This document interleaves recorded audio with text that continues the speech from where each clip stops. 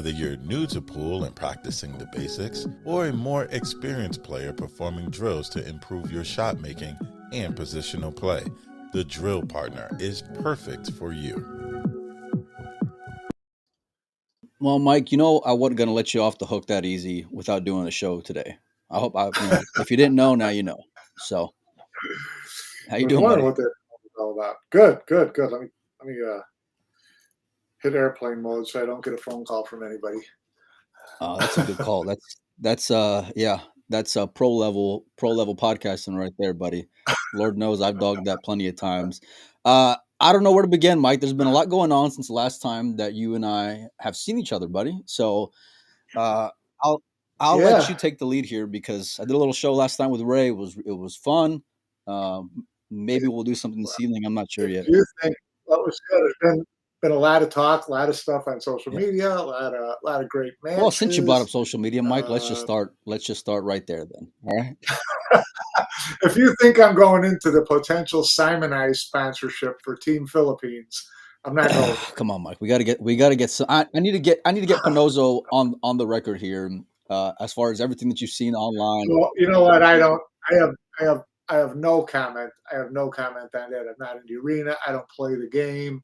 It's to the point now, whether it's true or not, anybody who loses to a Philippines player is going to say, "Well, the ball seemed a little slick." So we know that pool players have a conspiracy theory approach to everything that they Yep. do. And I'm not saying that they're wrong all the time. I'm just saying that it just kind of comes with the territory. So, players are going to, question losing and it's going to throw shade on somebody else. And then they're going to respond and say, the other guy played great, but they just felt something was wrong. Whatever. It's not, and if they want to go investigate and find out and get the balls and pull them aside or grab someone's investigate and see if anybody's using wax, have at it. And if someone's doing it, punish them. But I'm not going to get into all the speculation on who's doing what kind of crap. Yeah, I think speculation is the key there. And the difference There's no point between to it. what the difference between what you can go and hook on someone versus just word of mouth. And I think Yeah, that's like where it becomes a little, not a little, becomes a real slippery slope. No pun intended. And just as dangerous for people's career, and that's where like it's hard to like get on. And I saw one thing, and this is something that after yesterday with Ray, I wanted to kind of just touch base on. But I seen Dom's post about Hanoi and the table and the balls. What I can tell you from someone who was there in the room for way before matches ever got going, that place was jam packed, and the players were the last guys through. Usually, the refs will bring out a brand new set of polished balls. They'll bring them out, and they'll make sure that they're clean before they get going. But that particular table in question, because I saw a lot of, or I heard a lot of the commentary through some of those clips on a particular post. That table didn't get any play throughout the week. None. It was there front and center, but you weren't even allowed to go in there. The only time you could even get in that little players area was to take a photo with the trophy, and that was it. And that was just for media only. So literally up until the last day, that table was just kept behind a seal. You couldn't get after it. No players were hitting balls on it. So it was completely different than everything else out there at that time. So, but this morning was even more full of more of the same talk. You saw the post from Kachi and Marboy saying they're going to go and have a response at some point throughout the week. I don't like that it like there's all this fire while guys are still competing, because that's a distraction for them, and I don't think that's fair while they're fighting for the biggest tournament of the year either.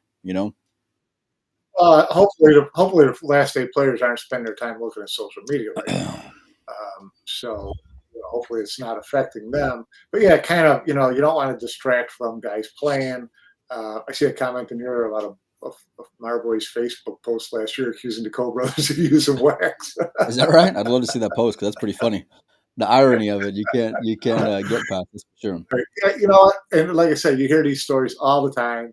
and it's it's players, and everybody takes their word for it because the player who says it's a great player, but we know players, we know their paranoia, we Yeah. know their conspiracy theories, we know their everything, and so everything gets taken with a grain of salt, and it's like, okay, find some way to prove something's happening, catch someone red-handed, and then we'll Yeah. talk about it. Until Yeah. then, I hundred really don't like. percent. I could not agree with that anymore. And that's where like there's a really big defined line for me in that regard, and um but yeah, it hasn't been without drama, that's for sure. But even on the table, Mike, there was a lot of fun and chaos, and after we got off the show yesterday, I don't even know what happened since then, because I've just been kind of in a whirlwind over the last 12 or so 12 or so hours. Mike, what were some things that kind of stuck out to you after yesterday's matches? I What's said, what were that? some things that stuck out to you after yesterday's matches? Well, obviously it was disappointing seeing Shane go down. Um, you know, there was I haven't seen him play. He looked like he was kind of lost out there. He did, Um, yeah. Cue ball was all over. The cue ball was all over the place. He followed an 8 ball into the corner pocket. I mean, it was just weird. It was just a weird match. And he kind of, he struggled through the matches leading up to that. He was playing with You know, fire all day for sure. so yeah, he seemed like it. And Kachi's another one who was playing with fire the whole day. For a couple of rounds, and it caught up with him in that well, losing to Patrick Gonzalez. So there were some really interesting matches, some really interesting results. Federer, you know, he rolled yesterday. Played I think great. he dodged a bullet in Jonas, and then I feel like he handled his business with Yes, but then Mario. he ran Well, over not with Mario, Max. but with Max, yeah. He ran And over Max. that's what you thought on paper going into that match, in general. Yeah. So Yeah. was disappointed to see Yap go out. Um, so but it led to some great matches this morning. So we'll see what happens. Um, you know, our the mystery man, Amir Ali, he's right in there. He's in this final 8 now, which is pretty amazing. Um, that's a great story if someone can find out a little bit more about him. Yeah, 100%, Mike. I He's mean kind of like the mystery. that match with Anton in the previous round, where if you had any doubts or any questions as to where his skill set is at, or his ability, or Yeah, his ceiling, it's like that answered the question and then some, because you're front and center. You got all the pressure of playing in your region and playing on the biggest of stages in the World Championship, and you're playing against one of right. one of the favorites that's left up until that point, Mike, in Anton. And the monster that he is. We saw him take out Chua Yeah, in the previous round. yeah, So that comes with a lot of weight and a lot of expectations. And I've seen a lot of really talented players that have folded with that kind of pressure on them. And I'm not saying obviously Anton did, but like it's more a credit to Amir and what he was able to do with all those expectations on him in that match. I was thoroughly impressed with the way that he handled himself, and just like the composure that he had throughout that entire match. I think yeah, he really showed just a complete all around game, Mike. Federer dismantles Mario He, which we kind of thought was going to happen 11-5. This second match in the morning, Mike, was a bit of a heartbreaker for me. Rhoda takes out Huang, and it wasn't because I'm going against Rhoda, but it was more because of the way that Huang dogged that 3 ball on the hill and left it jawed up in the corner, and then Rhoda ran out that rack yeah, and then broke and ran the next one. Huang had it yeah. That was hard. in his hands Yeah, I wanted to see it. Duong is such a good for story. sure.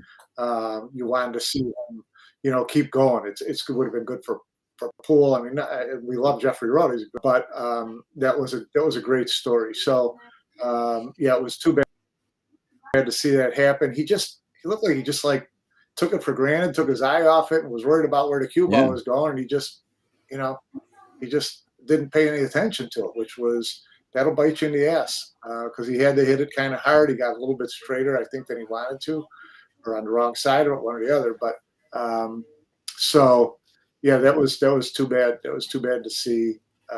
It was a great match though. And listen, give Jeffrey Rhoda credit. He's hanging in there in these hill matches. Beat Jason, not Hill, but I mean, he almost Jason was coming for him, Mike. That was Jason's time of a match right there, where he was bringing the heat when it was time to close. Right. That's like prime time Jason Shaw. Jeffrey was leading up to that. There were a couple racks that Jeffrey really you could just see shaking a little bit. His head was gone. Yeah, and even the last rack when he ran out, the 4 and the 5, he really was like you could see his heart pounding through his shirt. Those are the stories, Mike, that you get on the way to winning a title, though. Like those are the bullets you dodge. Yeah, no, it is most times.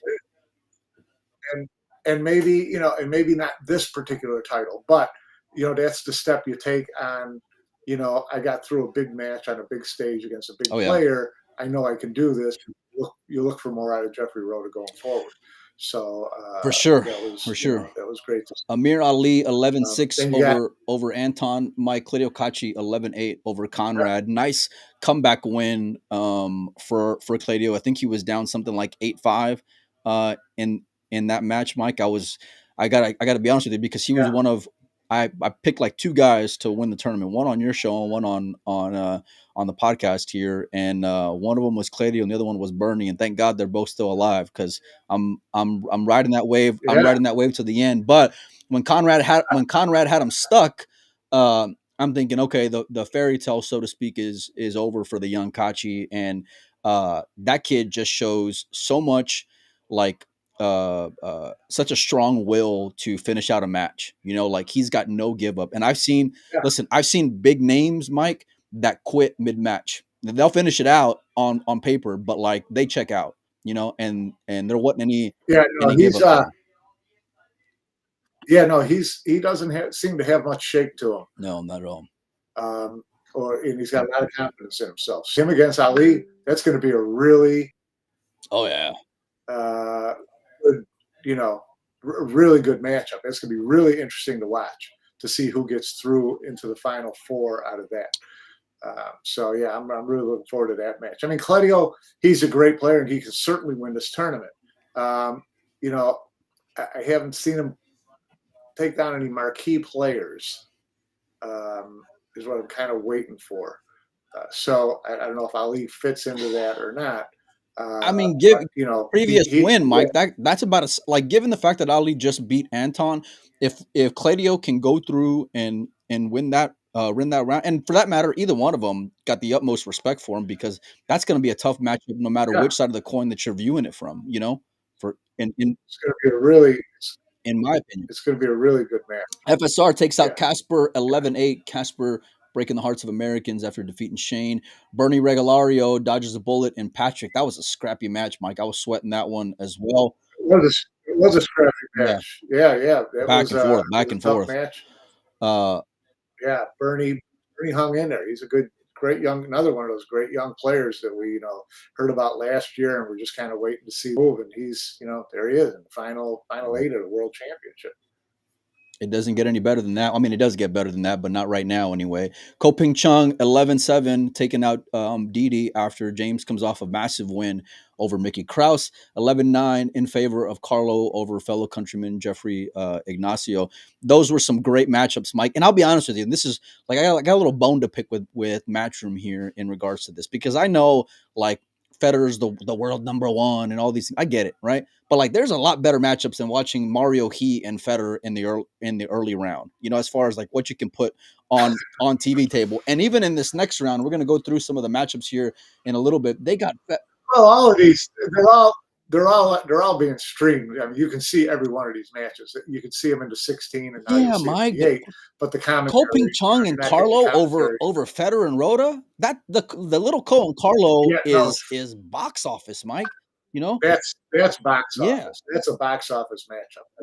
There's no doubt that should be a table 1. No, a million percent. I'm hoping that it should be table 1. Looks like some some big news is dropping here pretty soon, Mike. So make sure and check out WNT TV when the round gets started here in just a few minutes. So let's kind of run through these four matches, Mike. I want to get your take on who you got. I know you're going to be the rah guy for Federer, so let's go ahead and give me the score line at least, because I already know that's coming, Panozo. Well, no, whether I'm American, whether I like Federer or not, I'm picking Federer over Jeffrey Roda. Are you? No, I'm picking Federer over Roda too, for sure. Yeah, and I love giving you a hard time, so I'm not gonna pass up that opportunity, Mike. But no, listen, it's you got you. Yeah, no, listen, I'm not gonna lie. There's people I would love to see win this tournament. Yeah. I would love to see him go back to back. Would be great. I would love to see, a Bernie Regulario win this tournament. So there's a couple guys in there I would love to see just win. If I look at the final eight, there's nobody in there that I'm, rooting against. They're all great players. They're all good stories. They're all good guys. I don't know Amir Ali, but I like the mystery of the whole thing. So yeah, a lot of great stories in this final eight. I'll take any of them. Yeah, listen, the story of the tournament's been the Filipinos for one reason or another, and so for that reason, I want to see them kind of seal the deal. If I'm being honest with you, but listen, in order to get respect of picking a Rota over a Federer, you got to go and get there. And so here's your chance, Jeff. You know what I mean? You're going to be on primetime TV table. You got the chance of taking out the world number one. You gotta figure, just given the fact that you got Ko Ping Chung and Carlo on the other side, you kind of like that side of the bracket if you can fade Federer. No disrespect to Amir and Claudio, but you're gonna have a world of confidence if you're Rota taking out Federer. I think it's a tall task. Federer having all that experience on table one is going to serve him well. It's going to continue to serve him well, and it has throughout this tournament. But no, I'm with you. I can't until Jeffrey's played really solid, really, really consistent. And through the first 15 games or so in every single match, it's like, man, that kid's just fighting. You know what I mean? But Federer will drown you. Federer will suffocate you. Federer will fucking annihilate you, and that's the kind of player that he is. And so you're gonna have to go and take it from him. Amir Ali and Claudio, Mike, who do you got there after Amir comes off with a massive win over Raga? He was pretty impressive against Raga. Really? I haven't watched a lot of Claudio in this event, but I know what I've watched enough of him to know what he can do. That's going to be that's a coin flip match to me. That's really, it's just going to be really interesting to watch those two guys. So I'll take Claudio. That win over Anton completely turned that whole side of the argument on its head, because up until that point, he was just a rumor, right? He was a fairy tale. And then after the Anton match, you realize that kid can do some damage, some real serious damage, because Anton is a thoroughbred, and for being a small guy, the punch that he can pack. I'm with you in terms of it being a coin flip. I got a lot of respect for Claudio's game in the short sample size that I've seen, but the sample size for Amir is even smaller, So I'm going to be tuning into that match more than any of them, or at least on the next round. But if I'm forced to, well, it'll be on table one, Mike. So you'll be happy. Oh well, good. At least they're getting that part right, because they're dogging this early round one for sure. I'll pick.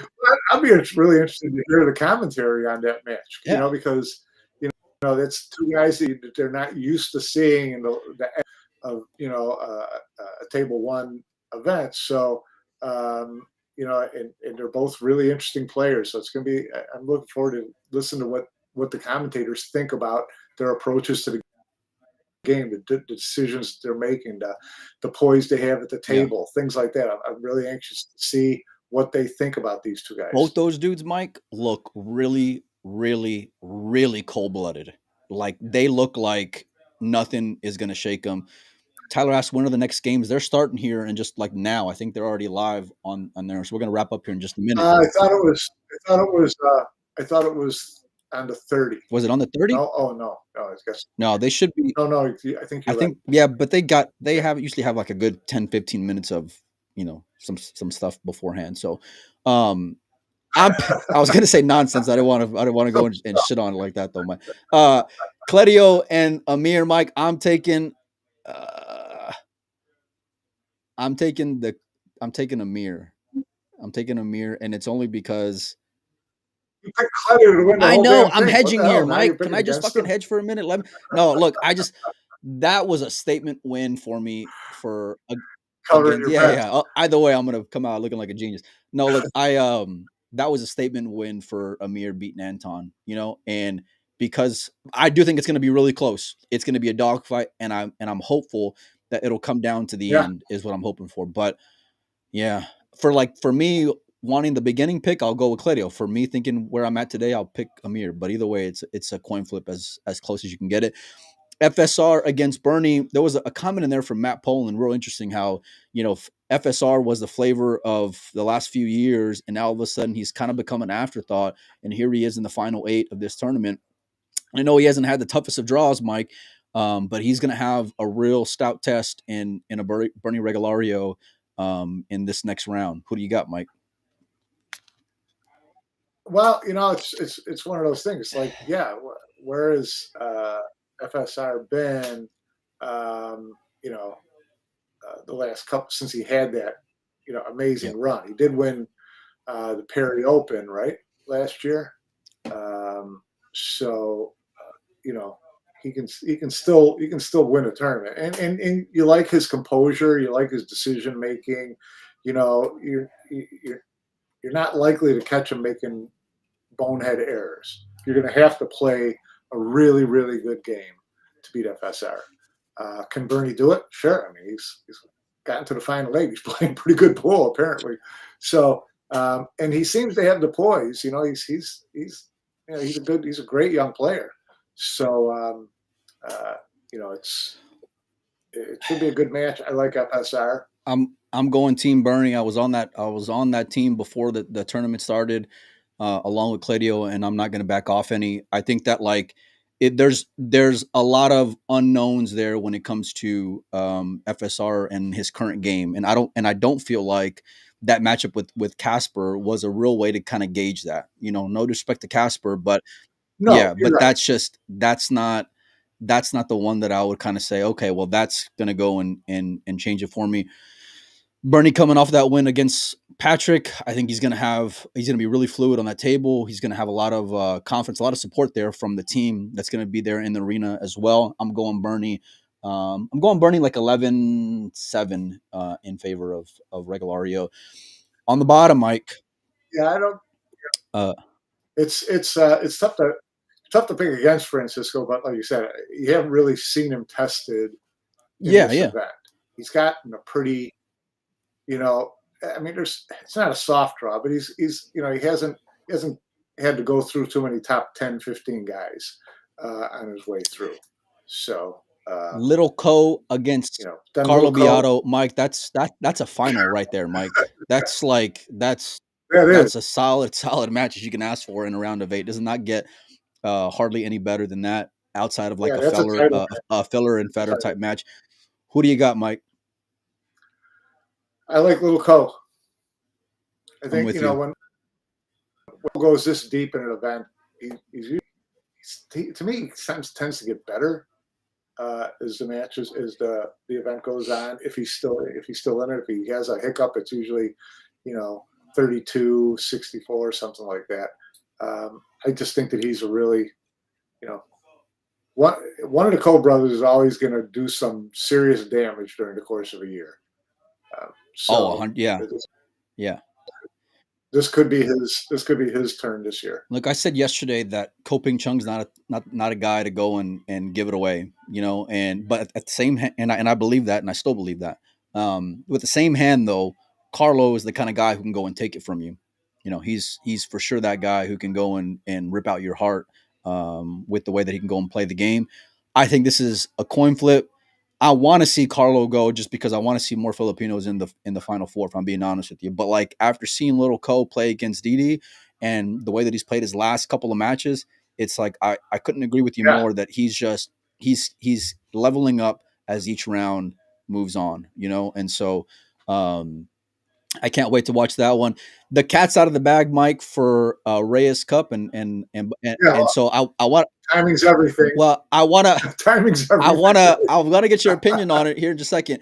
Well, actually, tomorrow will be semifinal, and then final. So we'll hold off. All right, Mike, give me the Reyes Cup announcement.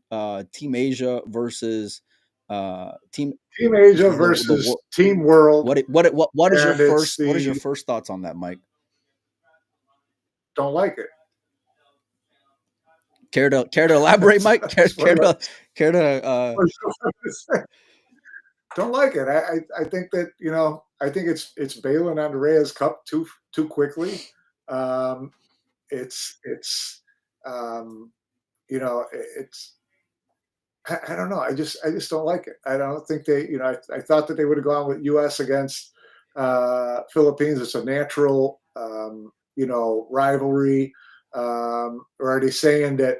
Are they already saying to the Americans and European after 1 year, no one in the world can beat the Asians? Well, if that's the case, then Mosconi Cup should be the U.S. and Asia against Europe. Or whatever. It's if you're looking at worried that things are too one-sided. I don't understand why we had to do this on the second year. I just it's look. I'm assuming, or at least at this point, I'm hopeful that then this is going to be it going forward, that you're not going to just keep flip-flopping from year to year and how you're going to take approach to this event. Pick a format and stick with it. The rest of the world thing, I don't know. It doesn't excite me. It doesn't excite me that U.S. guys are going to play with European guys 3 weeks ahead of the Mosconi Cup and then hate them 3 weeks later. Okay, that part I can get behind, because everything else up until that point, Mike, I love you, but you're coming across a little old when you're saying it, Mike. And you're coming across a little. Like look, what? I come on. Well, I love the what you mentioned in terms of like playing with each other a couple weeks before and then being rivals later on. That part's going to be a little awkward, especially like when you try to build up and fluff up a press conference and things like that for Mosconi Cup. And I couldn't agree with you more in terms of that. But look, I've said it. If there's an American. Oh, listen, there'll be an American on that team. You can guarantee that, buddy. And an American. You know what I mean? Like, I'm gonna wink here for you, Mike. No, look, I love different dynamics, and I don't think it's so much bailing on it, but I think that this brings up a level of excitement for me than I would be seeing Team America go out there and just get annihilated by Team Asia. Team USA's got no chance against Team Asia. I don't. You could go and bring back like Johnny and Earl and all these guys, and they're still not beating Team Asia today, Mike. And the way that they get smoked by the Europeans year after year, and then you want to send them out to the wolves of Team Asia.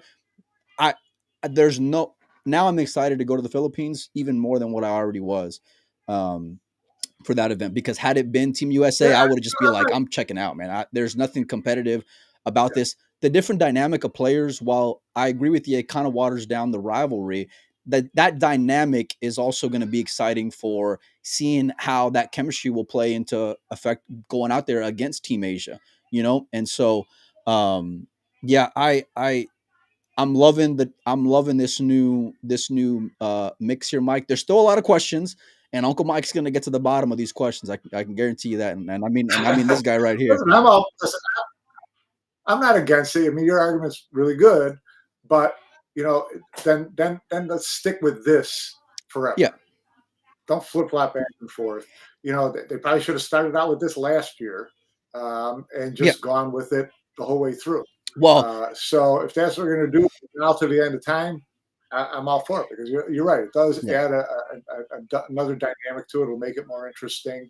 And I would listen. A lot of questions. I think that like some of the players on Team Europe aren't going to bring out fans like some of the potential guys that you can go and have on a Team World, right? Like a Federer and like an SVB, especially. Those two guys will put asses in the seats for that event compared to, some other, I'll just say, European players. You know what I'm saying? And so I feel like that'll help kind of bring a different level of excitement to that event. I still would have rather have seen a second swing out of Team Europe, only because I would love to kind of see that chip on their shoulder going into this year. You know what I mean? Like, hey, we got embarrassed. Let's see what you're really made of here. Because you got laughed out of the gym last year from the Asian players, and everyone was really flat. It was it was kind of a letdown, you know. So I would love to see what those like how those guys really measure up with some pressure behind them, because now they're not stealing. But nevertheless, I'm looking forward to a Team World versus Team Asia Reyes Cup. So Well, yeah, okay, we'll see. I mean, I'm really interested to see how how the team's going to come together. They're going to be playing captains again, or like in Moscone. Who's going to make the picks on the wild cards? We're going to assume, no matter what it is, Jason's going to be on this team. You know, either as a player or as a player captain or both. yep, If Jason's player captain, does he pick Shane? the snake in the grass. Is that what you're saying? No, like, listen, I because there's Moscone Cup history. I have Is he picking? I have no idea. Yeah, well, if you're going on Moscone Cup history, you may not pick Shane, actually. But listen, I got no idea how teams are being picked, and there's still, like you mentioned, a lot of questions to be answered in regards to that event and how it'll shape up. And so hopefully we can get some answers through there as well. But I would be willing to bet a decent amount of money Jason Shaw is going to be on that team, and for that matter, I would bet that I'd be willing to bet a lot of money. He's not going to get out. He's not going to be an automatic spot. No, if it's off ranking points, he's not going to be an automatic spot. But I'll still bet that he's going to make that team. And for that matter, SVB Captain America, I'd bet that he's going to be on that team as well. So, and it will really shift how we go and view the Moscone Cup to some extent as well. But look, a lot of stuff going on in the pool world, Mike. We'll be down to 4 players after today. The matches are already either getting started or about to get started. So I love talking with you, pal, but I'm going to get the hell out of here because I want to go sweat some pool. Hopefully you guys enjoy the rest of your afternoon. Might do a show after the matches. We'll see how the day kind of unfolds there, but keep your notifications on. Pinozo, it's always a pleasure. I'm going to get more out of you than what we got here in this short 30 minutes, Mike. I can guarantee you that.